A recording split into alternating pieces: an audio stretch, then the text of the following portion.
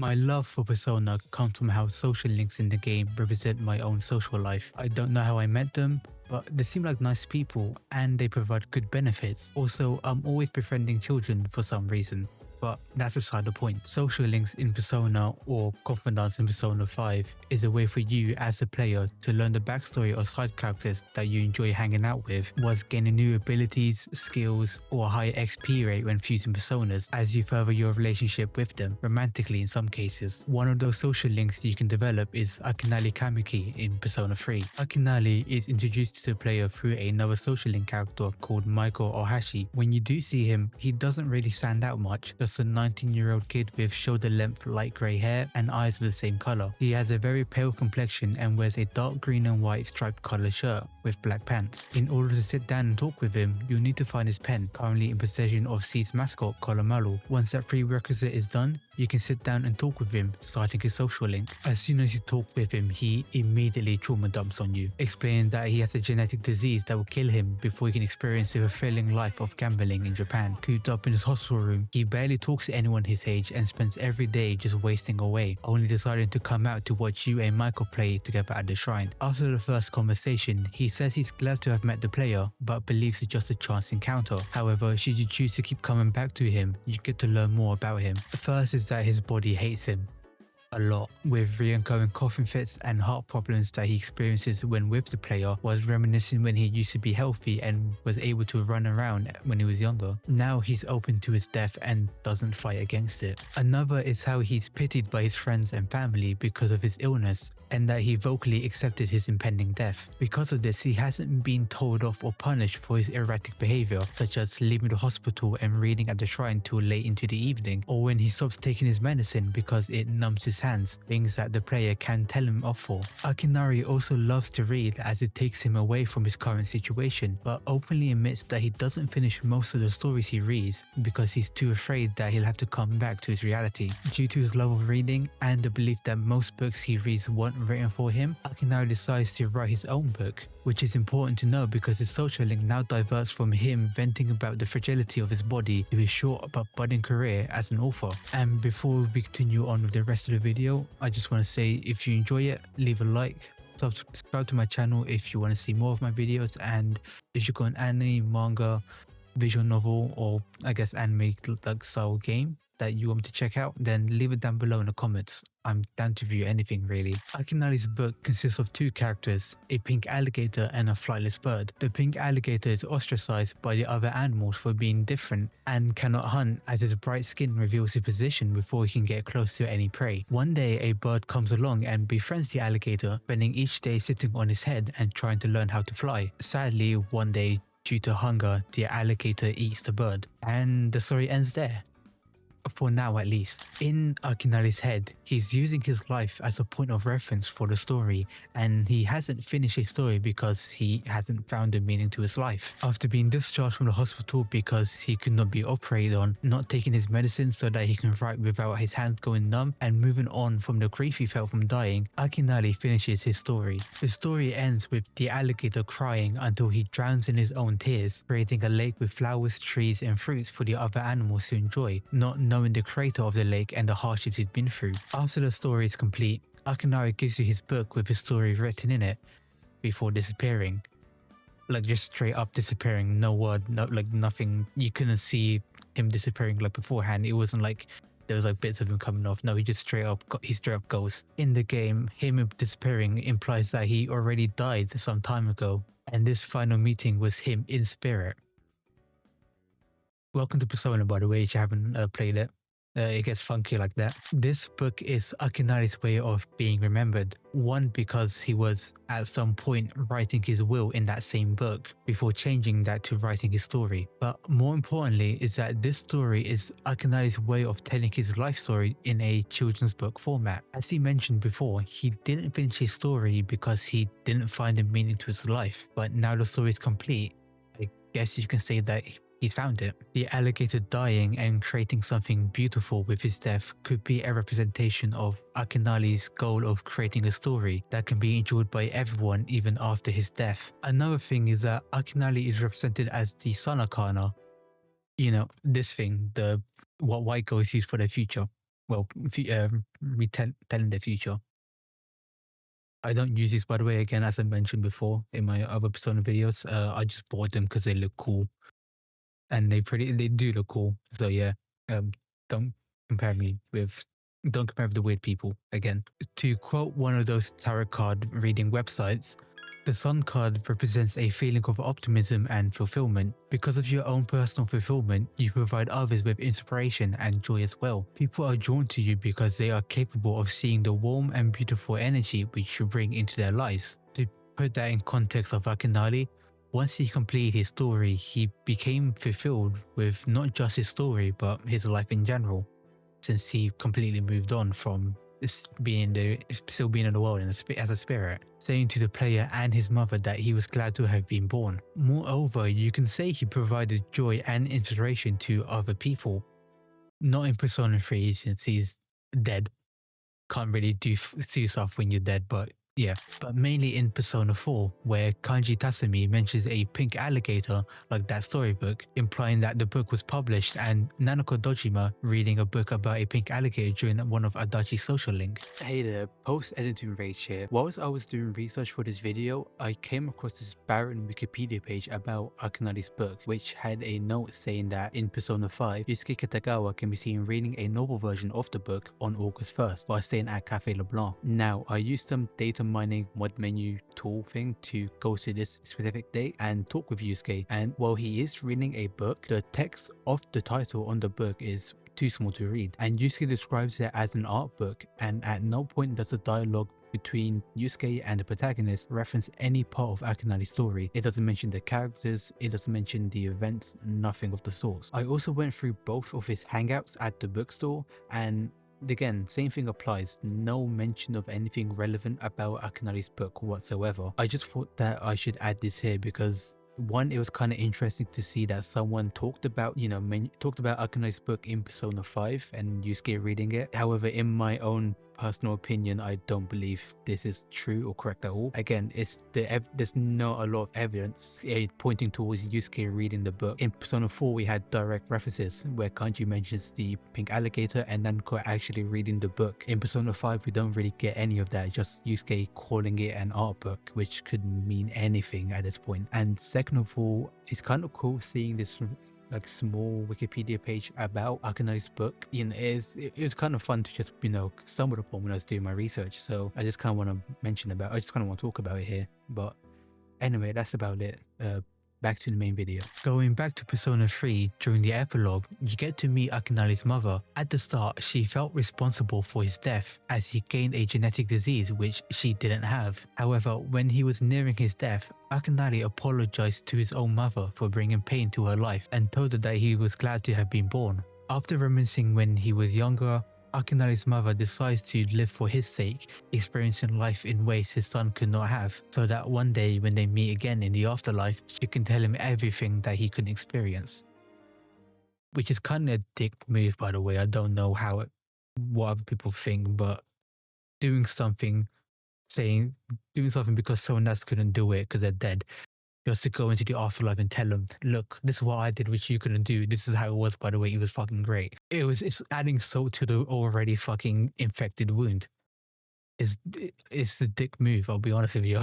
One more thing to mention is that once you complete Akinari's social link, you are able to fuse the persona Asura. While they're typically considered as wrathful combative beings, there are some positive representation, such as having the potential for enlightenment. Their suffering serves as a lesson about the dangers of unchecked emotions, encouraging self-reflection and spiritual growth. Dangers of unchecked emotion, like how Akinari was very pessimistic about his life, encouraging self-reflection and spiritual growth. Again, like how Akinari decides to write a story based around his life, finding meaning to suffering and being able to move on without holding anything back. Akinari's social link is completely different and unique to any other social link within Persona 3, 4 and 5. First is that it can only fit in Persona 3 as the game focuses on the spiritual aspect of death. Go watch my video on Persona 3, by the way. Secondly, and more importantly, is that all the other social links doesn't really have that kick to it. Links such as Kenji's Magician and Mozumi's Moon revolved around the Link character trying to look good in front of their crush or other people, and has the player trying to please their ego. While other links such as Hidetoshi's Emperor and Chihoro's Justice does focus on self-improvement and has the player help them in their journey, but it just results in them being more humble or more confident in themselves. Akinari's social link focuses more on self-discovery, finding the thing that makes his life satisfyingly complete in his eyes so that he can move on without having any regrets in life. This is the reason why I think Akinari's social link kind of just stands out to the rest of them. He brings something more interesting to the table. When I was playing Persona 3 for the first time, this is my first time playing Persona in general, I basically just did my own thing. Obviously, I didn't know Akinari's social link till later on when I did a New Game Plus playthrough and basically 100% of the game. Throughout my whole time playing the New Game Plus playthrough and going through every single social link, Akinari's social link, it doesn't just stick with me as the best social link in the game. It's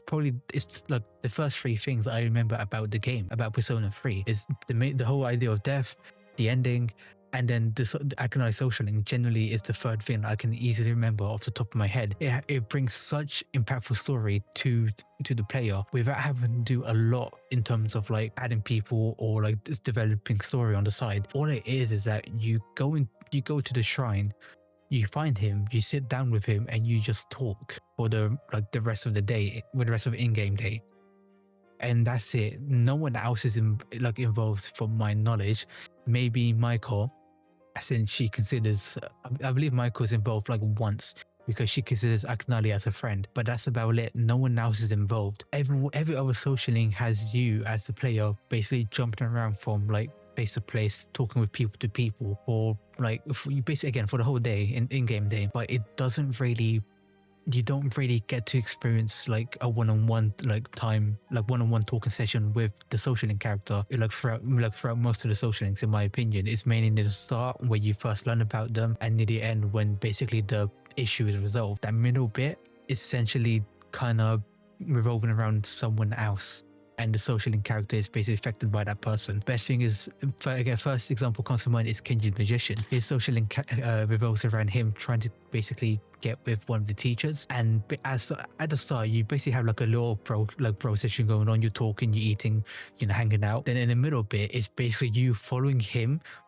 watching the teacher, and like basically him flexing about like, oh, I'm gonna get with this teacher, look how well we are. And then near the end, obviously his dreams get shattered because welcome to the adult world. And then after that, the end was like, it basically just him, the ending of his social link is just him talking with the player and like basically looking back on what he was doing and why he was an idiot. That's really it. Akinari's social link doesn't have that. It's every single time you interact with Akinari, you are gonna talk with Akinari. You are not talking with anyone else. You're not going anywhere else. You're literally just staying at the shrine, talking with him throughout the whole day. Which basically, for me, it makes it a lot easier for me as a player to have that bond with him, because I'm not focused on anyone else apart from him. He's the only person. Before I go, I just want to put the epilogue of Akinari's social link. Not only does it fit perfectly well with his story, but it's just something I want to show for those who haven't played Persona 3, or if they have, hasn't gone through Akinari's social link yet. What a coincidence seeing you today. It must be another one of God's whims.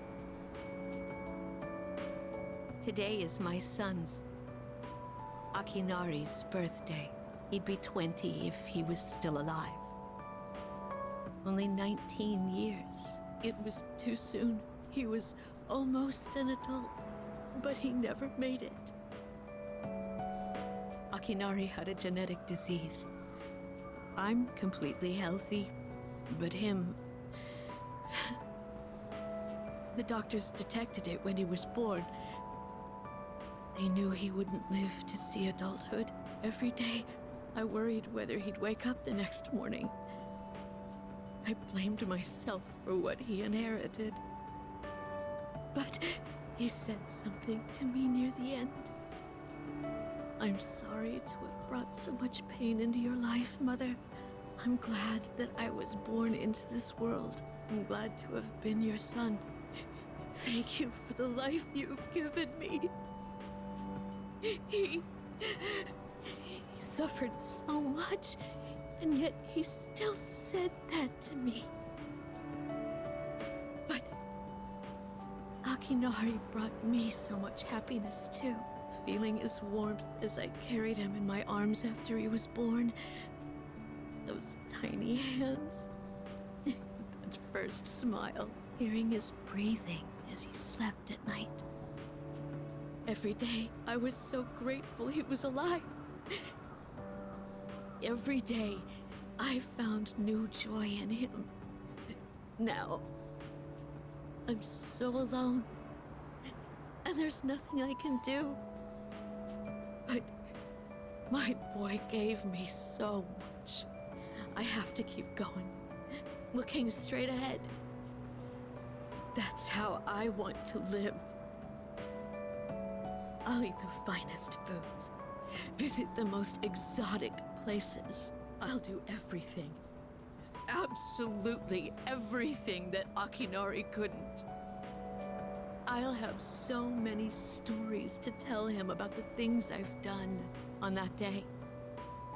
When we meet again on the other side, if I didn't have that to look forward to, I don't know how I could go on.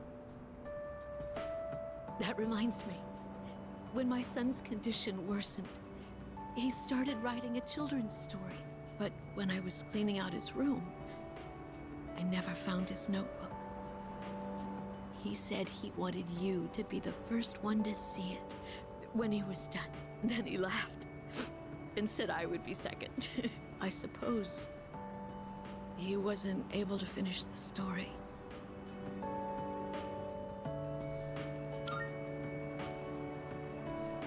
What? So, did you get to read the story?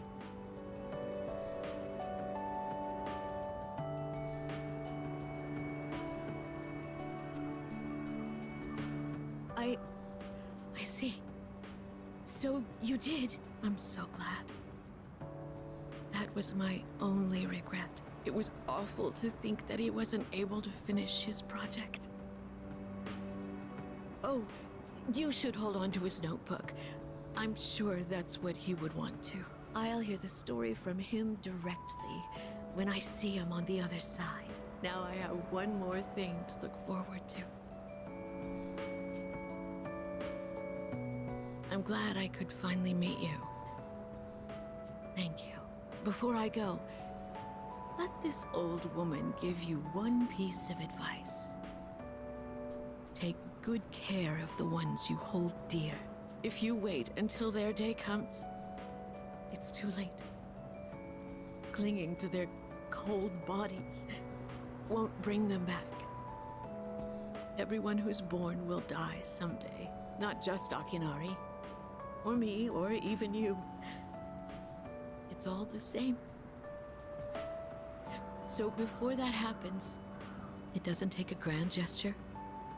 You don't have to make a big production of it. But if you love someone, let them know it. We all go through life with the same struggles, the same heartbreak. We should all lift each other up with the same love and kindness as well. I'm sure you have something precious you can share with people too. Don't ever forget it.